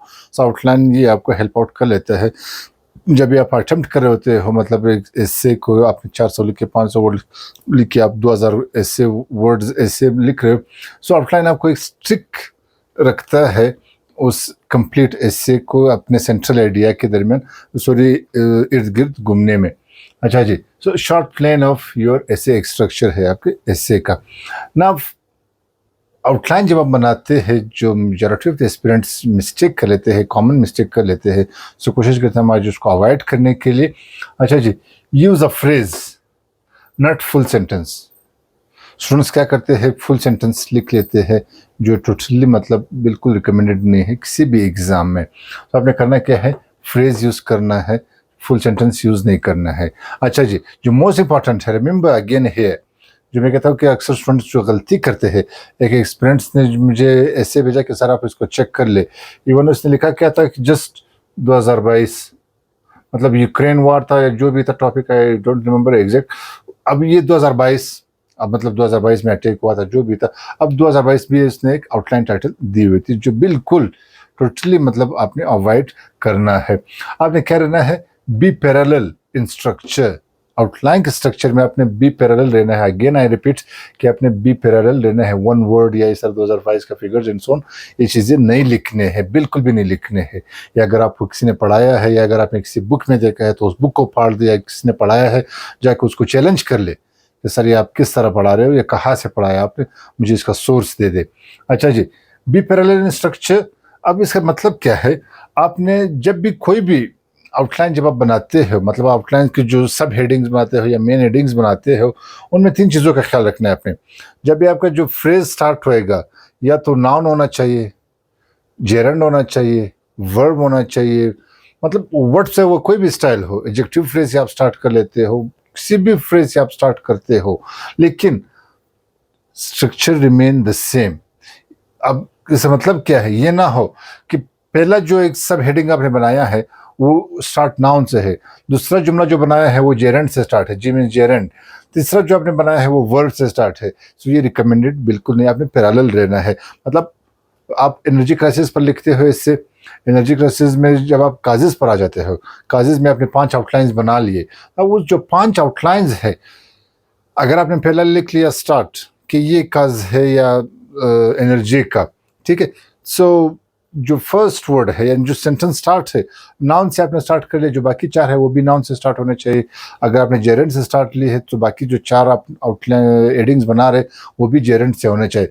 जब आप इम्पैक्ट्स पर चले जाते हो, नॉट नेसेसरी कि आप उसको भी जो पहले वाले में नाउन से स्टार्ट किया था तो वो भी नाउन से ही हो, बेशक उसको आप जेरेंट से स्टार्ट ले ले, बेशक आप उसको वर्ड से स्टार्ट ले, बेशक शोर्च एक्सप्रेशन से आप स्टार्ट ले ले, लेकिन जब जो भी आप स्टार्ट ले लेते हो उसे जो नीचे सब हेडिंग्स हैं that must remain parallel with your first one. अब मैं समझा लेता हूँ एग्जाम्पल के थ्रू से हम लोग देखते हैं, समझने की कोशिश करते हैं. टॉपिक है मेरे पास कि क्लाइमेट चेंज एंड पाकिस्तान. अब इसके आउटलाइंस मैंने बनाए हैं. अब ये पैरेलल आउटलाइंस है, जिस यहाँ पर मैंने लिखा कि बी पैरेलल इन स्ट्रक्चर. ये फिगर वाला ये चीज़ें आपने बिल्कुल नहीं करना है, नहीं तो मैंने कहा ना स्टार्टिंग में यू आर आउट ग्राउंड से. Climate change in Pakistan. अब ये 4 मैंने आउटलाइन इसके बना लिए हैं. अब देखते हैं rising temperature and their impact on agriculture. अब ये राइजिंग क्या है? राइजिंग टेम्परेचर ये नाउन है. Water scarcity and poor resource management noun है sir. Urban flooding and weak infrastructure noun है. मैंने स्टार्ट किससे ली है? नाउन से ली है. अच्छा जी. Policy failure and lack of enforcement. अभी मैंने जस्ट आपको समझाने के लिए 4 आउटलाइंस लिख लिए हैं इस टॉपिक पर. सो जो पैरेलल का मैंने बताया था कि स्टूडेंट्स जो गलती करते हैं वही चीज़ में करते हैं, they do not remain parallel. और फिर जब आ जाता है बाहर के मतलब मैंने तो अच्छा ऐसे अटेम्प्ट किया था, मैंने तो ऐसे में ये लिखा था, मैंने तो ऐसे में वो लिखा था, एग्जामिनर पता नहीं क्या था, examiner and so on. So always they allegate the system. अच्छा जी. वो जो अपने एक वीक पॉइंट्स, जो एक माइनर मिस्टेक्स जो उसको नज़र नहीं आ रहे होते और ऑब्जर्व नहीं किए होते, उसी की वजह से उसने मार खा ली होती है. सो अब देखो, जब मैंने पहला वाला स्टार्ट नाउन से लिया है, सो मेरे जो बाकी 3 है वो भी पैरेलल होने चाहिए. उसका जो स्टार्ट है, जो ओपनिंग है, वो भी नाउन से होना चाहिए. अगर मैंने जेरेंड से लिया है तो वो जेरेंड से होना चाहिए. अगर मैंने वर्ब से लिया है तो वो फिर बाकी जो 4 होंगे, 5 होंगे, जो भी आप लिखते हैं वो वर्ब से ही होने चाहिए. फर्स्ट केस मेरा एक सेक्शन था काजेस पर, दूसरा सेक्शन मेरा है इम्पैक्ट्स. अब नेसेसरी नहीं कि यहाँ पर मैंने नाउन से लिया है तो दूसरा भी नाउन से, दूसरा सेक्शन भी नाउन से होना चाहिए. बेशक आप जेरेंड से ले ले, वर्ब से ले ले, वो डिपेंड्स ऑन योर नॉलेज. अच्छा जी. अब ये नॉन पैरेलल है. ये तो मैंने बताया था कि पैरेलल आउटलाइन है. अब इसको देख ले. अब एक स्टूडेंट जब मेरे सामने पेपर रखता है वो कहता है कि ये मेरा आउटलाइन है सर, टॉपिक है एंड सो कोई भी आप दे देते हो. Digital learning. अब डिजिटल नाउन है sir. Improving literacy rate. Improving is what? ठीक है सर. अब इनकरेज पब्लिक स्पेंडिंग. अब यहाँ पर the role of teachers. No health facilities. कहीं पे एडजेक्टिव है, कहीं पे जेरेंड है, कहीं पे नाउन है, कहीं पे वर्ब है, मिक्सअप है sir. The role of teachers है. नो हेल्थ फैसिलिटीज है. Encourage public policies, public spendings, improving literacy rate, gerund से आप ले रहे हो. ठीक है. सो इस तरह के मिक्सअप जब आप लिख लेते हो outlines, so this is what by luck अगर आप पास हो जाए तो वो मैं नहीं कह सकता हूँ, otherwise it is totally not recommended. Professional उसमें आप ये रिकमेंड नहीं किया जाता कि आप पैरेलल स्ट्रक्चर को अवॉइड कर ले. So be in parallel structure means this. आपके आउटलाइंस इस शेप में होने चाहिए, फुल सेंटेंस ना हो, फ्रेज में हो. ठीक है. और इस तरह नॉन पैरेलल शेप में नहीं कि यहाँ पर नाउन है, यहाँ पर नो है, यहाँ पर इनकरेज है, यहाँ पर इम्प्रूविंग है, यहाँ पर आर्टिकल से आपने स्टार्ट ली है and so on. So avoid करना है अपने इस तरह की चीज़ों को. सो दिस वाज व्हाट बेसिक मतलब गाइडेंस ऑफ आउटलाइन कि सर आउटलाइन क्या होता है. और आउटलाइन में बताने का मकसद सिर्फ ये था कि अक्सर स्टूडेंट इस चीज़ को नहीं समझते या उनकी नॉलेज में नहीं होती है या इस चीज़ को अवॉइड कर रहे होते हैं. तो आपने इन चीज़ को बिल्कुल अवॉइड नहीं करना है. पैरेललिज्म स्टडी कर ले. पैरेललिज्म आउटलाइन में क्या होता है, किस तरह होता है, उसको आप देख ले. सो इसको माइंड में रख ले. जब भी आप कोई भी पेपर ऐसे लिखते हो सो इस स्ट्रक्चर को फॉलो कर ले. सो this was all about outline. अब हम आ जाते हैं फाइनल जो एक एसे की लुक है, जो एक एसे के शेप है, उसको बना लेते हैं कि हाउ डज इट लुक. हम लोगों ने डिस्कस किया कि सेंटेंस का रोल क्या होता है. वी डिडंट स्टडी कि व्हाट इज सेंटेंस. हमने जस्ट सेंटेंस का रोल स्टडी किया था कि सिंपल सेंटेंस का रोल क्या होता है. मतलब just has one independent class, एक स्ट्रेट आपके मेन आइडिया को इंट्रोड्यूस कर लेते हैं. फिर हमने डिस्कस की थी कंपाउंड सेंटेंस, जो मेन 2 इंडिपेंडेंट क्लासेस में होते हैं, ज्वाइन बाय कंजंक्शंस. ठीक है. जो 2 रिलेटेड आइडियाज़ हो उसको जब हम मिलाते हैं तो हमने क्या करना है, कंपाउंड सेंटेंस से हेल्प लेना है. अच्छा जी. जब हम अपने क्लास में अपने एक आइडिया में कंटेक्स्ट को मज़ीद ऐड करना है तो हम क्या करना चाहिए हमें कि कम्प्लेक्स सेंटेंस की तरफ चला जाए. बस मोस्ट प्रोबेबली आप सिंपल और कंपाउंड तक ही महदूद रहे, so that would be prefer. अच्छा जी. फिर हमने पैराग्राफ्स का स्ट्रक्चर देखा, पैराग्राफ के मेजर पैरामीटर्स देखे एंड सो ऑन कि क्या चीज़ अवॉइड करना चाहिए, क्या चीज़ पैराग्राफ में नहीं अवॉइड करना चाहिए. लेटर ऑन हम लोगों ने थीसिस स्टेटमेंट देखा. थीसिस स्टेटमेंट में क्या होता है, वीक और स्ट्रॉन्ग थीसिस स्टेटमेंट का एग्जांपल दिया. ग्रेडिंग क्राइटेरिया का बताया। अब हम देखते हैं ये जो सारी चीज़ें मैंने मिक्सअप करके बता दिए हियर एंड देयर से, इसका एक फाइनल लुक में बता देता हूँ कि आपने किस तरह लिखना है।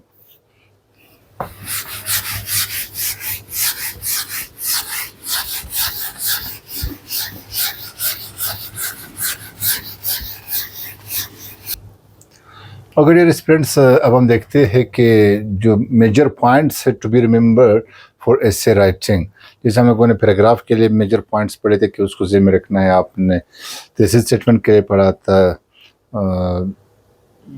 आउटलाइंस के लिए पढ़ा था एंड सो ऑन। सिमिलरली ऐसे के लिए भी जो मेजर पॉइंट्स है उसको आपने अच्छी तरह से में रखना है। सबसे पहले क्या पॉइंट है कि avoid first person pronouns. First person pronouns आपने बिल्कुल नहीं लिखना है आर्गुमेंटेटिव और एक्सपोजिटरी एसेज में। Do not use I, me, my, we, us. Instead write in third person your essay. For example, I believe that climate change is a serious issue.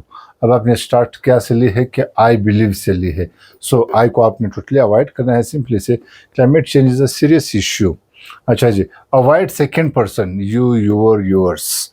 Number third, avoid emotional language, biases, over opinion. आपने bias नहीं रहना है, खास करके जो political subjects होते हैं, political sort of जो ऐसे अगर आप अटेम्प्ट कर रहे होते हैं तो अपने ज़्यादा बायस नहीं, आपने न्यूट्रल रहना है एंड ओवर ओपिनियटेड भी नहीं रहना है आर्गुमेंटेटिव एसेज में। आप इतने ज़्यादा ओवर ओपिनियन दे दे कि डिविएट कर ले आप सेंट्रल पॉइंट से। यूज़ ट्रांजिशनल वर्ड्स, जैसे शुरू में हम लोगों ने डिस्कस की थी पैराग्राफ में कि कोहेरेंस को मेंटेन रखने के लिए, कोहेरेंस को पैराग्राफ में या एसेज में मेंटेन रखने के लिए आपको ट्रांजिशनल वर्ड्स लाजमी यूज़ करना पड़ेगा। That is like however, therefore, in addition, so that, so hence, etc. अच्छा जी, गूगल में आप सर्च कर ले, सो हंड्रेड्स ऑफ ट्रांजिशनल वर्ड्स या कनेक्टर्स आपको मिल जाएंगे। Use a strong thesis statement. अब स्ट्रॉन्ग और वीक थीसिस स्टेटमेंट का भी मैंने आपको फॉर्मेट और एग्जांपल समझाया था कि स्ट्रॉन्ग थीसिस स्टेटमेंट और वीक थीसिस स्टेटमेंट किस तरह होता है। अच्छा, आपने स्ट्रॉन्ग थीसिस स्टेटमेंट ऐसे में यूज़ करना है। Maintain coherence, avoid repetition. आपने आइडियाज़ को, सेंटेंसेस को टाइम एंड अगेन रिपीट नहीं करना है, चाहे पैराग्राफ में हो या ऐसे ओवरऑल में हो। इसका एग्जांपल देता हूँ, अगर आपको याद हो जब हम बच्चे थे तो क्लास 3, 4 और 5 में जब टीचर एक टॉपिक असाइन किया करते थे हमें कि माय बेस्ट फ्रेंड, तो माय बेस्ट फ्रेंड में हम क्या करते थे, जब डिलीवर करते थे उसमें लिखते थे so Ali is my best friend. अब उसको 100 टाइम्स रिपीट करते थे, उस एक सेंटेंस को मोर देन 10 टाइम्स रिपीट करते थे। But here case is opposite sir, आपने रिपीटिशन सेंटेंसेस या आइडियाज़ का नहीं करना है। Next, stay away from over used phrases. अच्छा, बात स्टूडेंट्स करते क्या है, स्टूडेंट्स करते क्या है, कुछ 5-10 फ्रेजेस को मेमोराइज की हुए रटा किया हुआ है, अब हर पैराग्राफ में 1-2-3 बार उसको यूज कर रहे होते हैं। इट गिव्स अ वेरी, मतलब एक एम्बिगुअस पिक्चर रिफ्लेक्ट कर रहा होता है। Like in today's world every coin has two sides, obviously every coin has two sides, examiner knows, अभी तक तो थर्ड कॉइन किसी ने डिस्कवर नहीं की है। So once used doesn't matter, लेकिन ओवर यूज्ड आपने नहीं करना है इस तरह के जो भी फ्रेजेस हो। अवॉइड कंस्ट्रक्शंस, कंस्ट्रक्शंस आपने अवॉइड करना है। कंस्ट्रक्शंस क्या है, आप जब जाहिर बात है रफ प्रैक्टिस कर रहे होते हो या जो डेली रूटीन में आप राइटिंग कर रहे होते हो, आप लिखते क्या हो, जैसे मिसाल एंड, AND, आपकी आदत पड़ चुकी है, आप इसको शॉर्ट फॉर्म में इस तरह लिखते हो, ठीक है। आप विकास को इस तरह लिखते हो, मतलब अकॉर्डिंग को आप इस तरह लिखते हो, ठीक है। पेपर्स में ये चीज़ें आपने बिल्कुल अवॉइड करने हैं। आपने डू नॉट को डोंट नहीं लिखना है, सिंपली प्रॉपर डू नॉट लिखना है। कैन नॉट को आपने प्रॉपर कैन नॉट लिखना है, विल नॉट को प्रॉपर आपने विल नॉट लिखना है, अदरवाइज एग्जामिनर माइंड करेगा इस चीज़ों को। सो कंस्ट्रक्शंस आपने अवॉइड करने हैं, don't, can't, won't etcetera. Use a proper structure of essay. अब मैं लास्ट में आपको प्रॉपर स्ट्रक्चर ऑफ एसे बता दूंगा कि प्रॉपर एसे स्ट्रक्चर क्या होता है। So we will conclude it. सिर्फ 2-3 चीज़ें आपने और ज़हन में रखने हैं। एसे स्ट्रक्चर फाइनल जो एक ओवरऑल स्ट्रक्चर इसका किस तरह बनता है, इसको बताने से पहले कि कोशिश कर ले बिलीव इन योरसेल्फ। जब आप अपने आप पे बिलीव रखेंगे, so I am sure this lecture and this video is enough for you. आपको किसी एकेडमी में जाने की, किसी से प्रिपरेशन करने की ज़रूरत नहीं है। बेशक एवेल्युएशन किसी से भी आप करवा ले, लेकिन एकेडमी में ये पेमेंट देना 5,000 10,000, avoid it. Believe in your self, stay here. किसी सोर्स से भी आप ऑनलाइन सीख सकते हैं। सो आई ट्राइड कि मैं कवर कर लूँ बेसिक लेवल पे, एक वेरी सिंपल लेवल पे आके मैंने कोशिश की कि आसान अल्फाज में चीज़ों को समझा सकूँ।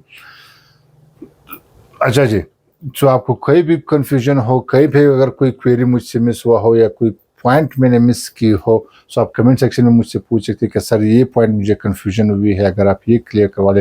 मैं कोशिश करता हूँ कि कमेंट में ही आपको वहाँ पर रिप्लाई करो, नहीं तो आप इनबॉक्स अप्रोच कर ले और मेरे कॉन्टैक्ट नंबर पर अप्रोच कर ले, और अगर आपको कोयटा से है सो मेरा ऑफिस अप्रोच कर ले। I welcome you.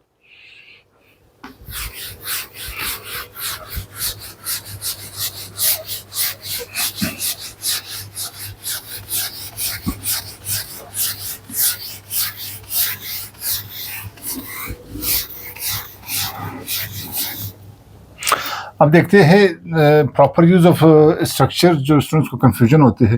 फर्ज करिए एक टॉपिक है मेरे पास, क्लाइमेट चेंज। एक टॉपिक है, अब इसको किस तरह हम लोग लिखते हैं, जितनी भी बातें हम लोगों ने की, सर अब इसको एक नीट शेप में, एक रियल शेप में हमें समझा दे। अब रियल शेप में देखते हैं, फर्ज कर ले ये आपके पास फर्स्ट पेज है, गेस इट, ये पेज 2 है, P1 P2 and this is and page P.E। First and foremost, जब आपको एग्जाम में आंसर शीट दिया जाता है, टॉपिक है आपके पास क्लाइमेट चेंज, और आपके पास मैक्सिमम टाइम मैनेजमेंट 30 मिनट होते हैं, 40 मिनट ऐसे लिखने के लिए होते हैं, शॉर्ट एसेज जो होते हैं। आपने यहाँ पर आंसर शीट के एंड पेज में ब्रेनस्टॉर्मिंग करनी है। ब्रेनस्टॉर्मिंग करके टॉपिक्स के आइडियाज बना ले, आउटलाइंस बना ले, रफ कर ले उसको। थीसिस स्टेटमेंट एक नहीं, 2 लिख ले, 2 नहीं 3 लिख ले। जब आप यहाँ से इसको फाइनल कर लेते हो, वहाँ से उसको उठा ले। अब ये आपका फर्स्ट पेज है, पेज नंबर 1। आपने करना क्या है, सिंपली थीसिस स्टेटमेंट लिखना है। थीसिस स्टेटमेंट का टाइटल दे दी, यहाँ पर आप थीसिस स्टेटमेंट अपना लिख ले कि सर मेरा स्टांस ये है। टॉपिक क्लाइमेट चेंज था, थीसिस स्टेटमेंट का यहाँ पर टाइटल दे दे, स्टांस अपना लिख ले, इंट्रोडक्शन लिख ली। ये आपका फर्स्ट पेज है, इंट्रोडक्शन लिख लिया। अक्सर बुक्स में आप पढ़ते हो 1 या 1.5 लाइन इंट्रोडक्शन लिखी होती है, बट अवॉइड इट, ठीक है। अब आप आउटलाइंस पर आ जाते हो। फर्स्ट आउटलाइन आपका मेन हेडिंग है, ठीक है। जो फर्स्ट मेन हेडिंग है आपका, ये आउटलाइन नंबर 1। अच्छा जी, यहाँ पर अब आ जाते हैं मेन हेडिंग में, आप लिख लेते हैं, फर्ज करिए कॉजेज आप लिख रहे हो। कॉजेज में आप लिखते क्या हो, सब heading A B C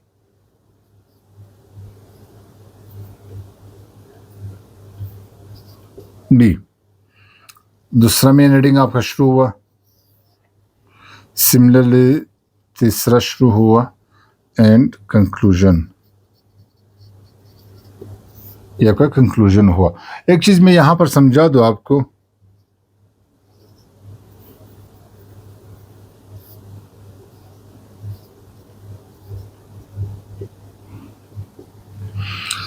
students एक कॉमन मिस्टेक जो करते हैं, जब आप काजेज लिखते हो, काजेज में वो करते क्या है कि यहाँ पर उसने 4 आउटलाइंस बना लिए।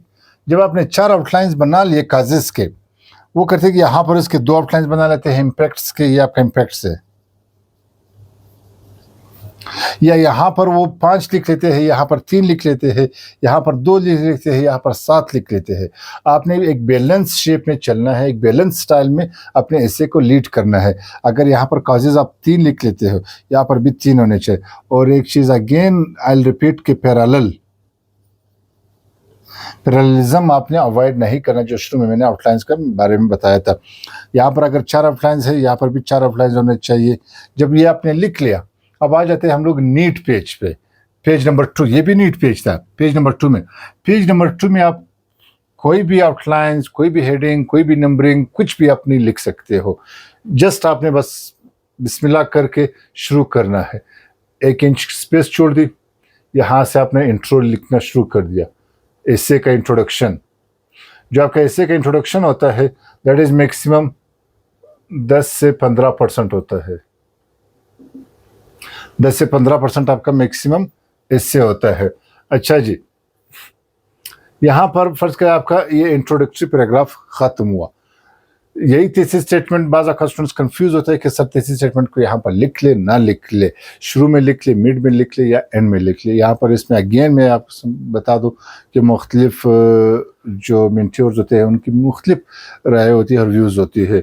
सो आई प्रेफर, बेशक अगर यहाँ डायरेक्ट स्टार्ट कर सकते हो थीसिस स्टेटमेंट से, आपका ओपिनियन, आपका स्टांस स्ट्रॉन्ग है, गो फॉर इट। नहीं तो आप जनरल से स्पेसिफिक तरफ चले जाए, मतलब यहाँ पर 1-2 लाइन अपनी कोई क्वेश्चन लिख ला, कोई कोटेशन डाल दी, कुछ भी डाल दी, यहाँ से आप थीसिस स्टेटमेंट लिख ले। ये थीसिस स्टेटमेंट लिख लिया, यहाँ तक आ गए। अगेन अब इसको सपोर्टिंग डिटेल्स के साथ आप इंट्रो यहाँ पर मुकम्मल कर ले। अब आपका दूसरा पैराग्राफ शुरू हुआ यहाँ से। कोई हेडिंग नहीं लिखनी है आपने, कोई नंबरिंग अब यहाँ पर आपने नहीं देनी।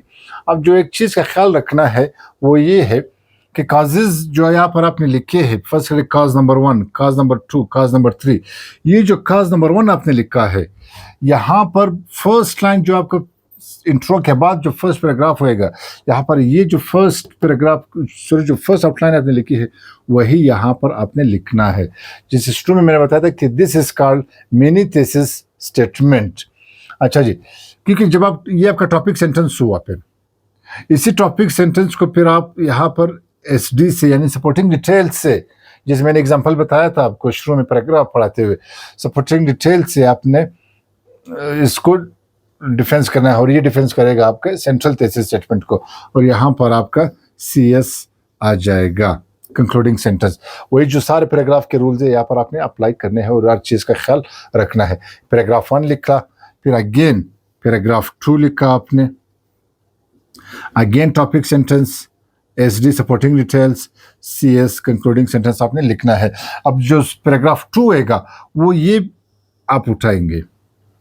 जैसे मैंने कहा था कि 1 paragraph means 1 idea, 1 paragraph means आपने जो यहाँ पर एक पॉइंट लिखा था, राइजिंग टेम्परेचर, ठीक है, and lack of infrastructure whatsoever. अब यार जब ये जो फर्स्ट आपने आउटलाइन उठाई, यहाँ पर एक पैराग्राफ आपने सिर्फ इस पर लिखना है। जब आप, अच्छा जी, एसेज में जो कोहेरेंस आपने लिखना है, कोशिश कर ले कि ये पैराग्राफ लिंक हो इसके साथ। अब ये किस तरह लिंक करना है, आपने हेल्प लेना है अगेन कनेक्टर्स का, कनेक्टर्स का आपने हेल्प लेना है ताकि पैराग्राफ विद इन पैराग्राफ्स भी आपका कोहेरेंस मेंटेन हो। 1 पैराग्राफ मीन्स 1 आइडिया। जब आप दूसरा आउटलाइन उठा लेते हो तो ये दूसरा आपका पैराग्राफ इस पर बनेगा, तीसरा आउटलाइन उठाएंगे, तीसरा पैराग्राफ इस पर आपका बनेगा, and so on till conclusion तक आप आएंगे। सो this was all about the proper structure of an essay, चाहे वो शॉर्ट के लिए आप लिखते हो या लॉन्ग के लिए आप लिखते हो। So again I just repeat कि believe in yourself, no need of an academy, financial support आप करनी है, आप कंफ्यूज रहते हो, परेशान रहते हो, लाहौर जाना चाहिए, कहीं और जाना चाहिए, so I do not refer any city anywhere. आप ऑनलाइन सोर्सेज से किसी चीज़ से भी आप हेल्प ले सकते हो, you can learn it by your self. Just सिर्फ इतना करना है कि अपने आप पर अपने बिलीफ रखना है, and do it by your self. So in this case कोई कंफ्यूजन हो अगेन कमेंट में मुझसे पूछ सकते हो, आप कमेंट में मैं रिप्लाई कर लूँगा, आप मुझे डायरेक्ट अप्रोच कर सकते हो, so I approach. Wish you best of luck, stay blessed, thank you.